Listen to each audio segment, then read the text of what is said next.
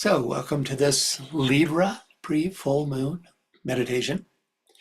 The exact moment of the full moon will be at 9, how did I get that? At 11:26 a.m. GMT tomorrow.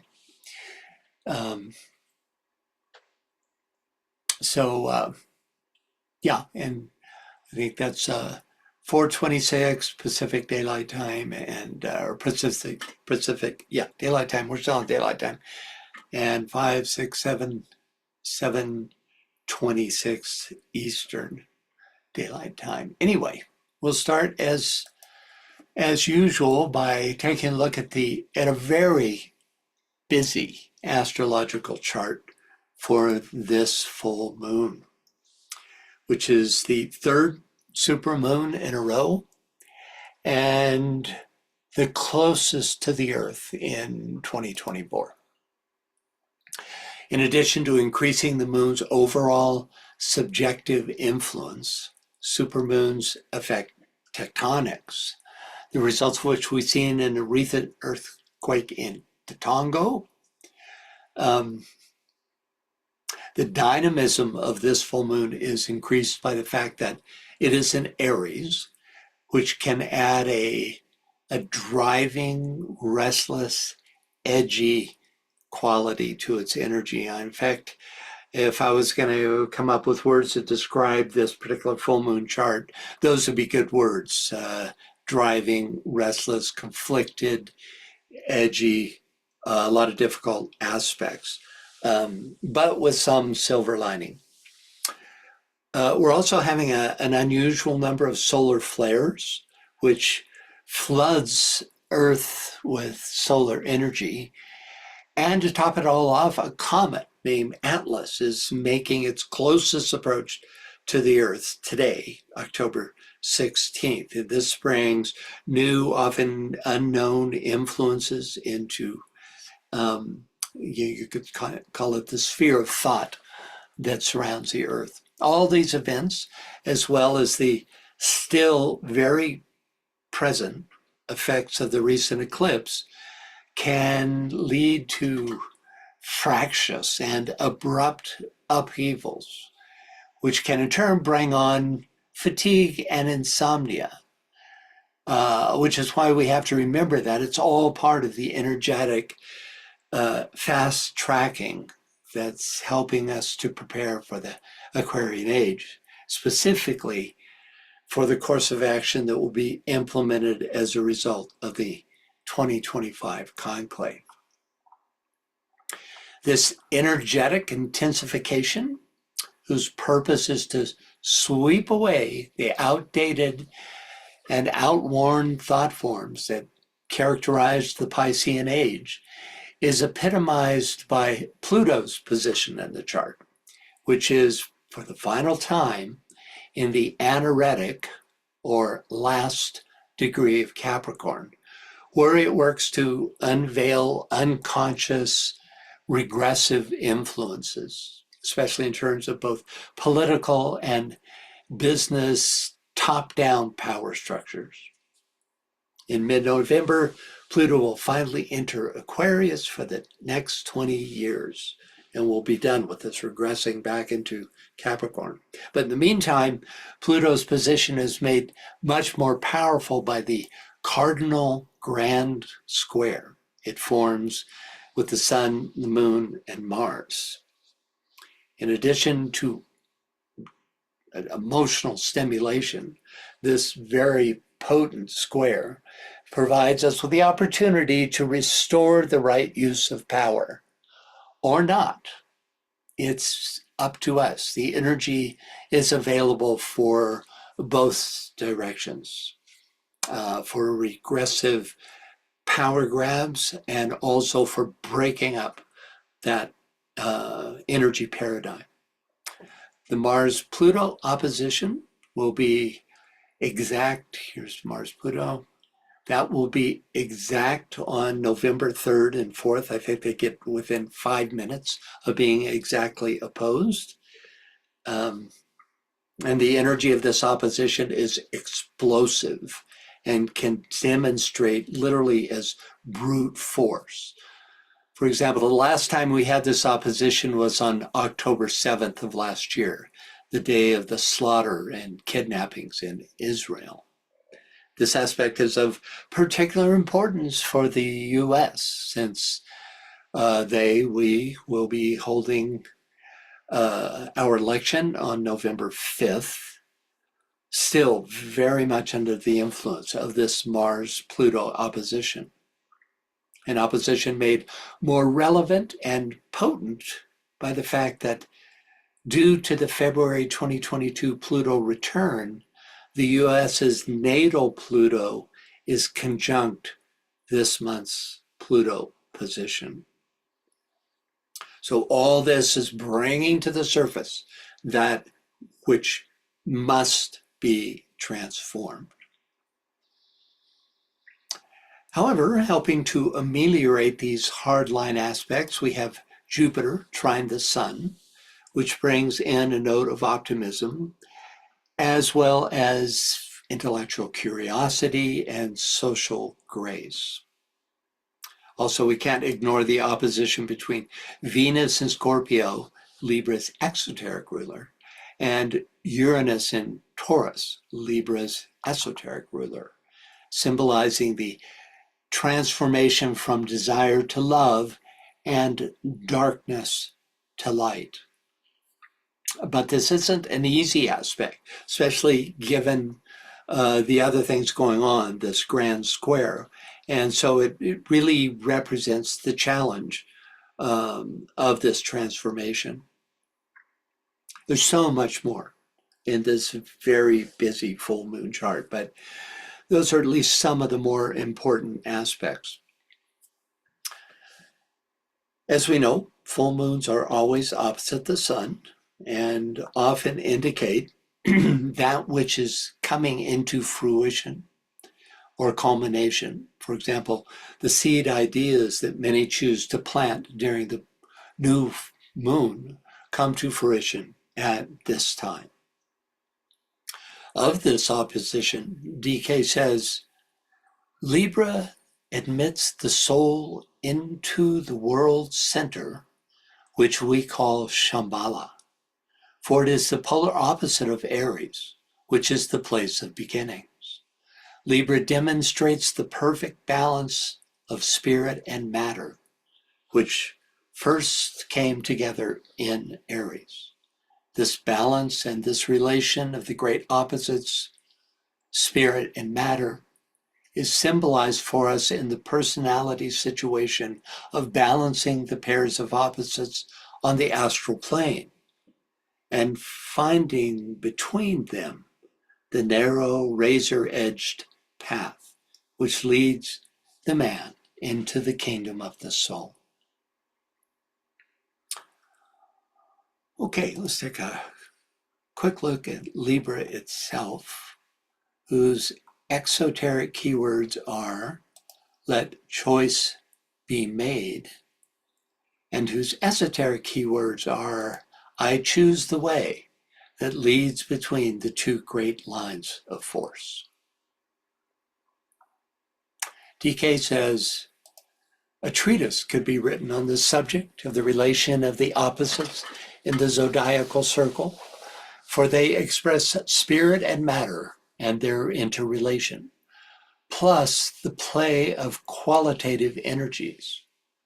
They bear witness at the same time to the fact that these two are one and are simply the expression of great, mutable, and yet fixed and initiated spiritual lives. It is for this reason that the constellation Libra occupies a unique place in the great wheel, for it is the energy coming from this constellation which controls what we might call, for lack of a more suitable word, the hub of the wheel. This is that point in intermediate space where the 12 zodiacal energies meet and cross. Libra therefore controls the, quote, moment of reversal of the wheel in the life of every aspirant, For there comes a moment in the cycle of lives wherein a point of balance is reached and a relative equilibrium is attained. And over this event, Libra presides.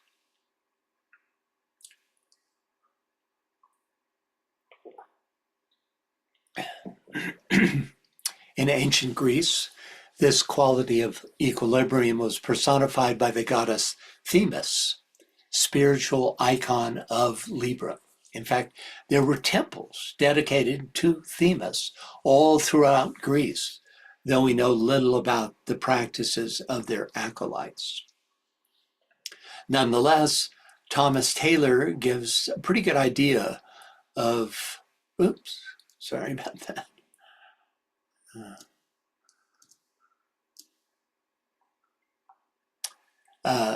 Thomas Taylor gives a pretty good idea of her importance among the ancients. Quote, "When we say it is necessary that the cause of the universe should operate according to power, we do not suggest a necessity which implies violence or constraint, but rather that necessity which Aristotle defined as quote, the perfectly simple.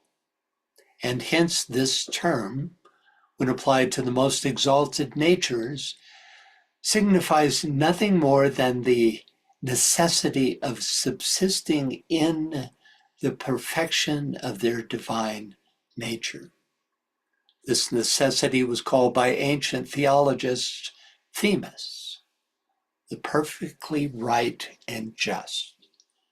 Jupiter placed himself at the center of all that is divine, making all things obedient to his intellection. But he used Themis as the medium to conjoin the multitude of gods with himself. These divinities, therefore, especially require the assistance of Themis, who contains in herself the divine laws according to which providence is intimately connected with the wholes meaning the realms of influence of the gods. Okay, let's take a brief look at the Heraclean labor associated with Libra, entitled The Capture of the Erymanthian Boar. This labor is all about the self-mastery a disciple must demonstrate before he or she can reverse his or her path on the zodiacal wheel. Certain details in the Heraclean labors confirm this. First and foremost, Heracles recognizes that the boar must not be killed. It's a mistake he made in Virgo where he killed the queen of the Amazons, but rather must be controlled. He does this by holding his hind legs as he steers the boar down the mountainside. Hind legs are where the power is generated. When they are held by the soul as we go down the mountain, that is, into incarnation, we have the possibility of living the life of a soul-infused personality. In so doing, the influence of Venus, Libra's exoteric ruler, shifts from that desire orientation to intelligent love, and the resulting responsiveness to Uranus, Libra's esoteric ruler, initiates a new cycle and ushers in a new paradigm of expression. And I'll remind you that Venus and Uranus are in exact opposition during this full moon time. So we have in real time in our astrological chart this opportunity for a shift from desire to intelligent love. And a resulting responsiveness to Uranus. Okay, and with that, let us begin our meditation. So, spine's erect. Start to use a regular breath to calm the physical and the astral chis.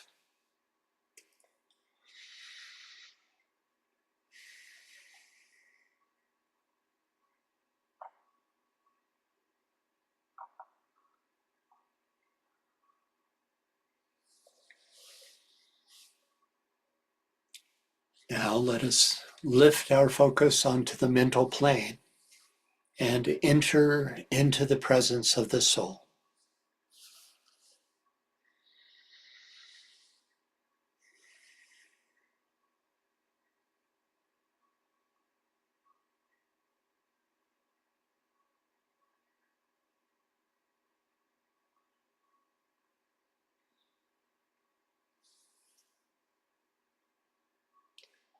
As we deepen this contact, feel yourself moving into a field of light, love, and spiritual power.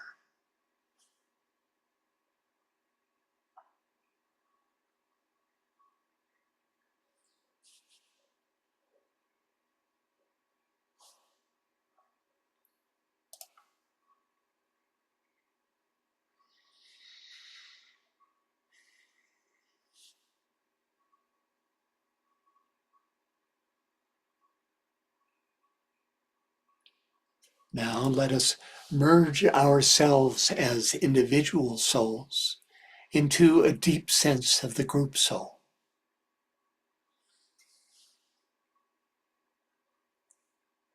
We can facilitate this merging by visualizing a ring of white light with each of us here today representing points of light within that ring.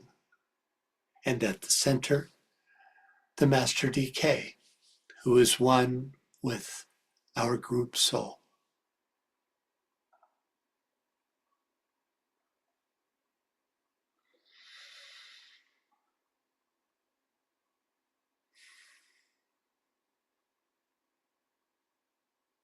As our unity strengthens, let us extend this sense of inclusive connection out to the spiritually minded people of the world, including all men and women of goodwill.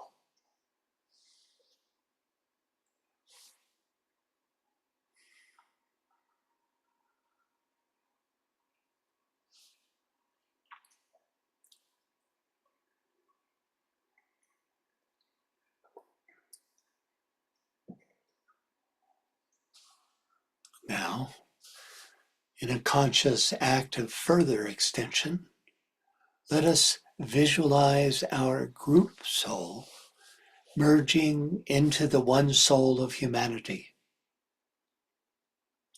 In this act of inclusion comes the realization that there is no my soul and thy soul. In fact, it is in the living awareness of this unified field of consciousness that we can truly say, "Naught is but me."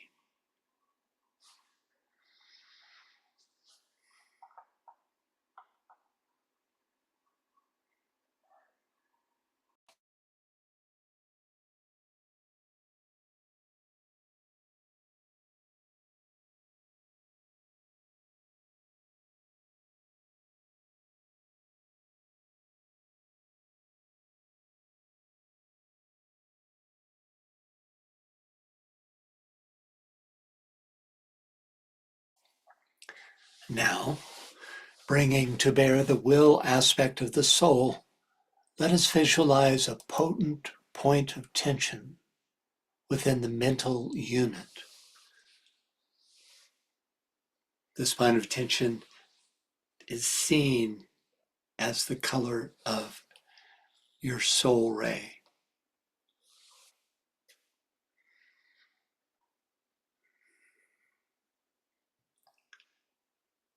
This mental unit will form the foundation of your antakarana. If you don't know your soul and personality rays, use the second ray color, indigo.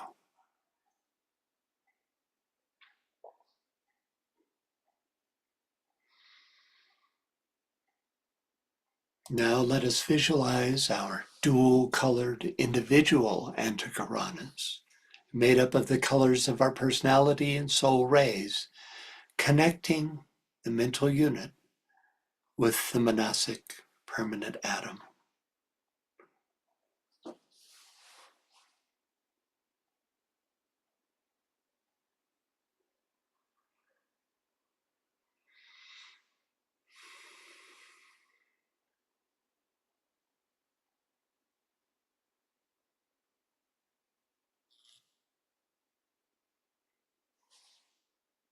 As this connection grows stronger, visualize our individual antakaranas merging into the group antakarana, which glows with all the 7 colors, but primarily with the deep indigo blue of the second ray, reaching up into the realms of the spiritual triad.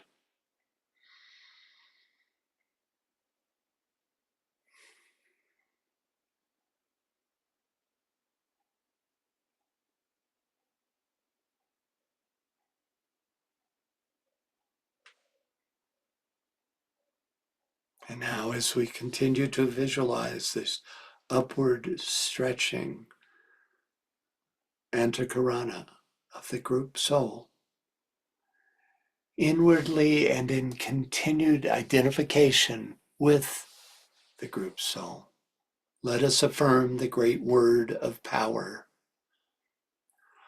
I see the greatest light.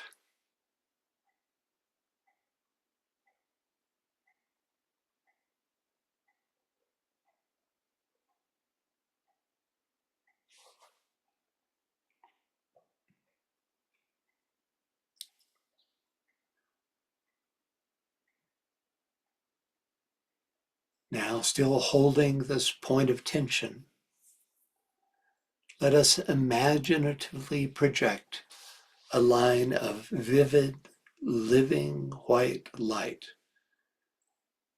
into triadal realms.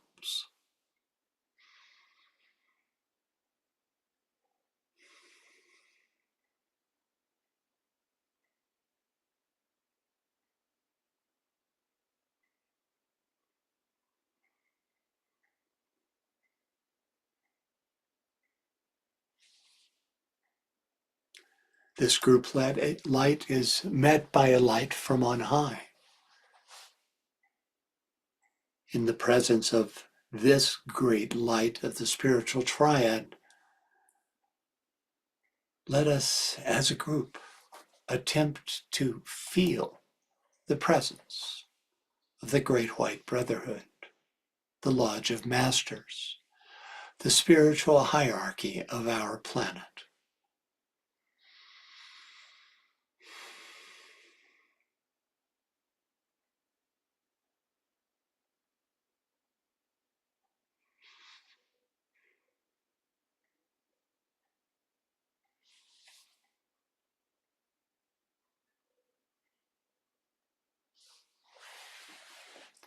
Now, with heartfelt gratitude, let us offer our salutations to the Masters and to the head of the hierarchy, the Christ.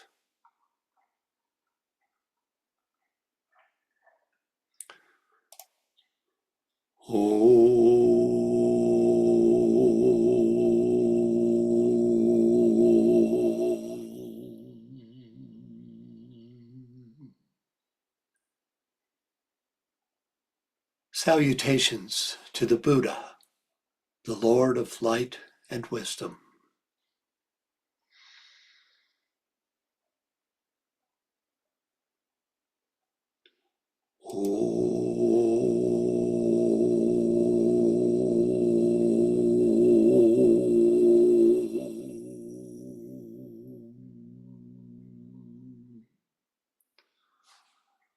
Salutations to the Christ, the Master of all masters.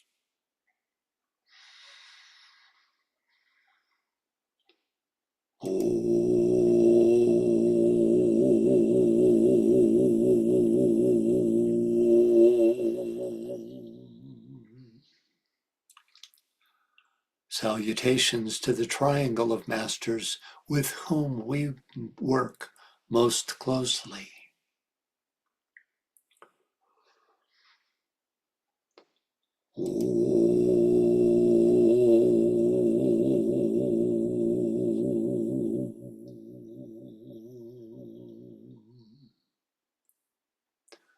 Salutations to the Master Morya.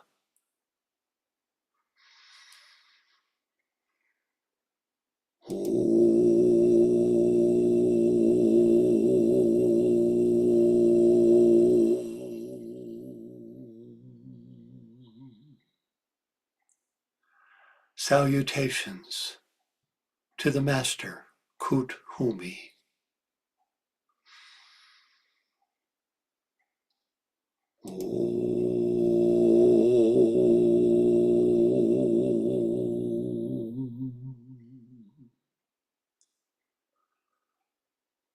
Salutations to the Master Dual Kul.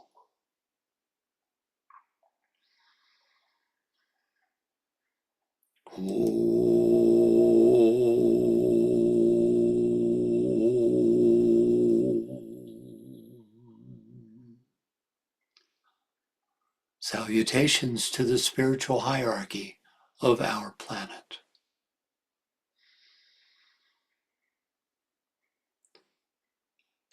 Now, as a group, let us lift our thoughts to Shambhala, the center where the will of God is known, and with deepest reverence and in all humility, attune to the presence of Sanat Kumara, who stands at the very center of Shambhala.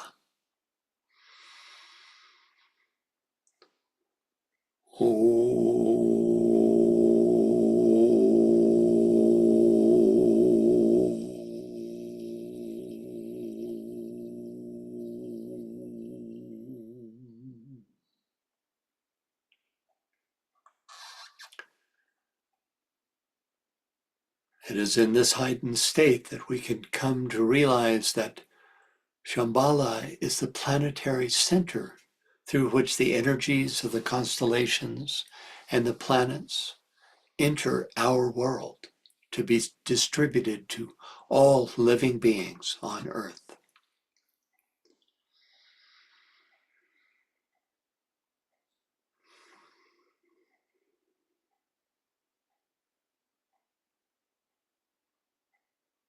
Now let us align with the spiritual qualities emanating from the three planetary rulers of the sign Libra. Venus, the exoteric ruler, conveying the decisive emergence of soul values wisely balanced with personality necessities. Uranus, the esoteric ruler, conveying the power to relate with archetypal authenticity, and Saturn, the hierarchical ruler and exalted planet in Libra, suggesting the consummation of karma in justice and beauty. So let us first turn our attention to the potency of Venus, to the fortifying love of the solar angels, which magnetizes the personality towards the soul, eventually leading us into a divine marriage, wherein the personality is absorbed into the radiant beauty of the soul.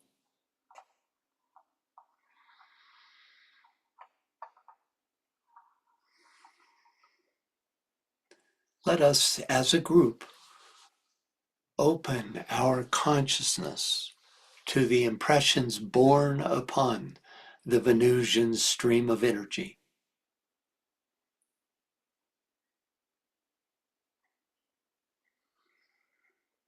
consider how you, the groups that you are involved with, this group, might best channel the energy of magnetic, intelligent love into the human kingdom.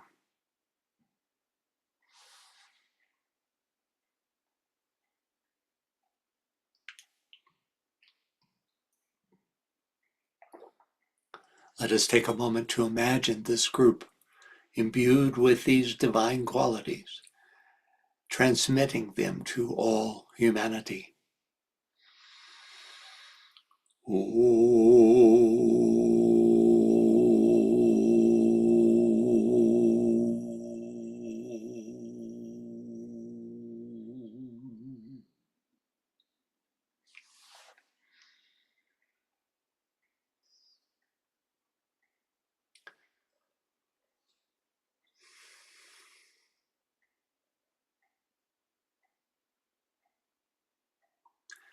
Now let us shift our focus to Uranus, Libra's esoteric ruler, and consider the power it has to bring in a new social order based on truth and authenticity in all relations. What forms of group creativity might help this new order to take hold and grow?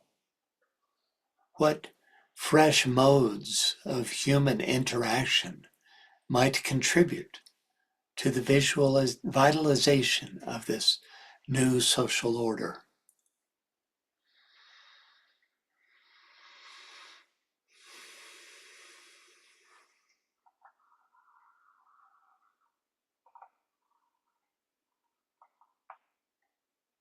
From a place of depth and silence, consider how you, the groups you are involved with, and this group might best channel Uranus's vitalizing, initiating energy for the betterment and balance of all the energy systems within our planet.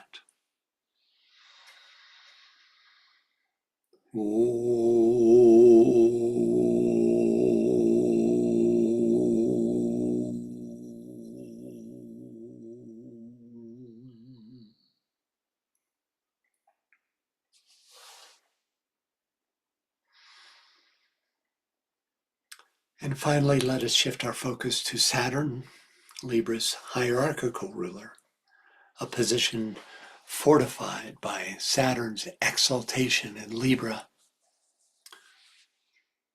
Contemplate the divine law expressed through the spiritual will emanating from the Atmic plane, which is ruled by Libra and Saturn in combination. Consider for a moment the law of karma, which, through its ability to balance all karmic imbalances, moves us ever closer to a harmonious expression of the divine plan.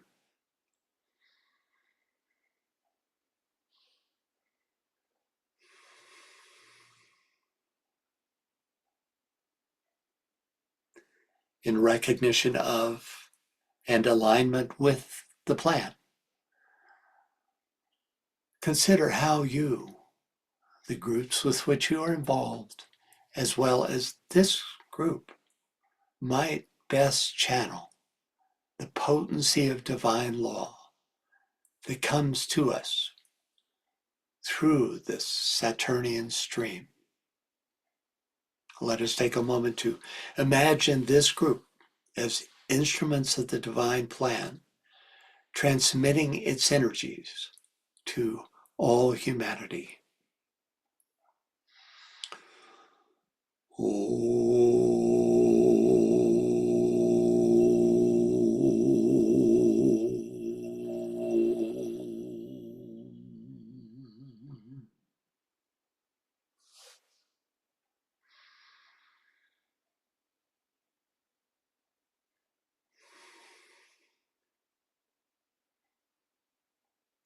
Now let us lift our focus to the solar logos, which expresses itself through our sun and the solar system.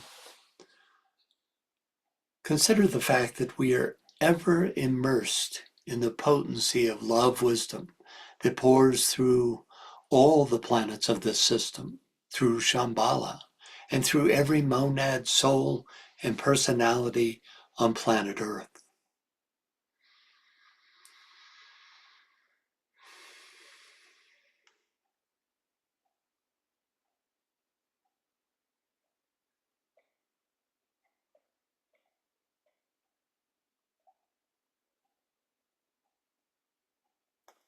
Now, let us lift our focus to the constellation Libra, radiating its particular quality of light. DK describes this light as, quote, Libra, the light that moves to rest. This is the light that oscillates until a point of balance is achieved. It is the light which is distinguished by a moving up and down.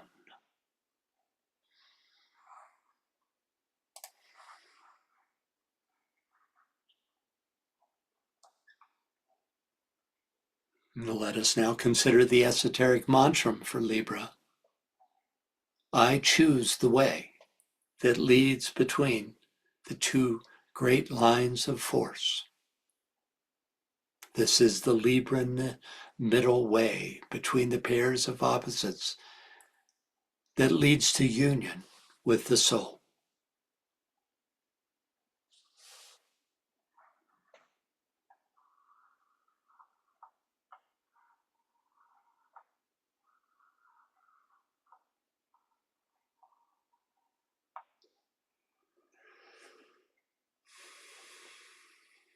And finally, let us together visualize the following energetic downflow. Starting in the constellation Libra, flowing down through the solar logos at the heart of the solar system into Shambhala.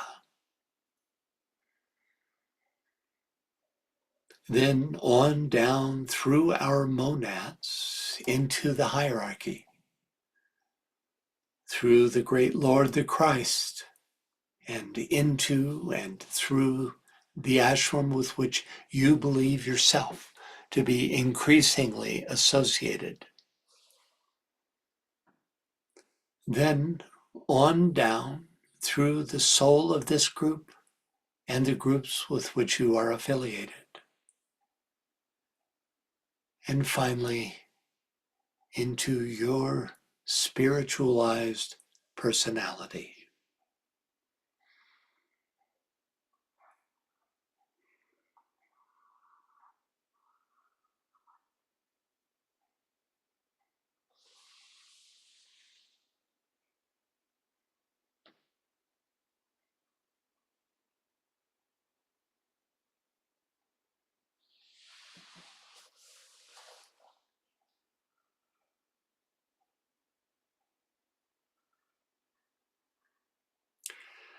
Now, while as a group holding this high alignment, let us, through the eyes of love and compassion, consider the world situation. And imagine just one way that the purifying energies of Libra might flow through us in order to help uplift and redeem humanity and the planet.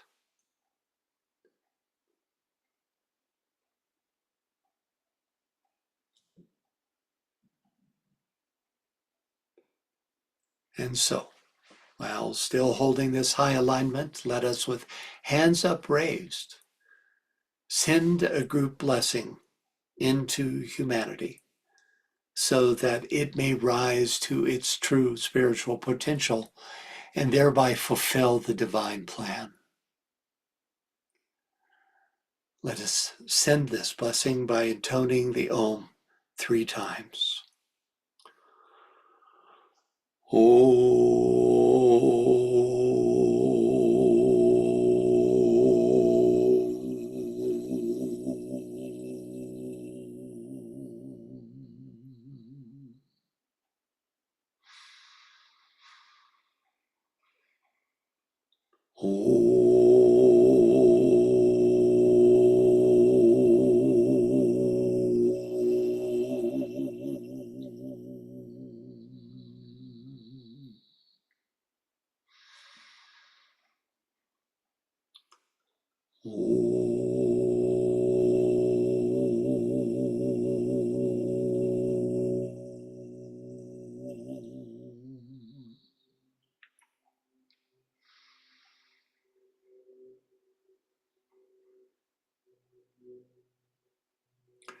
We'll finish with a great invocation.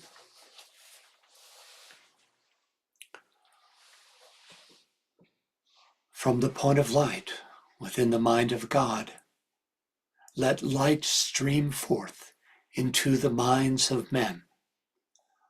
Let light descend on earth.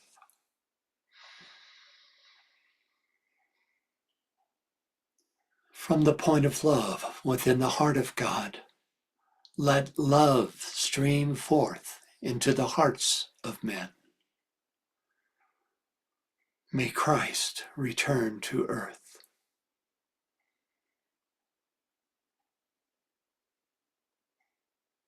From the center where the will of God is known, let purpose guide the little wills of men, the purpose which the masters know and serve.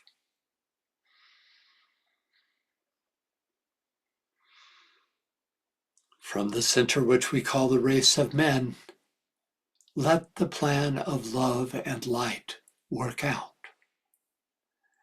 and may it seal the door where evil dwells.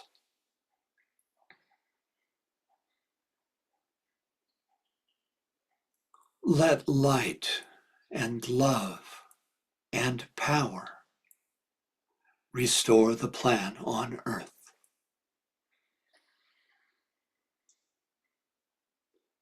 Oh.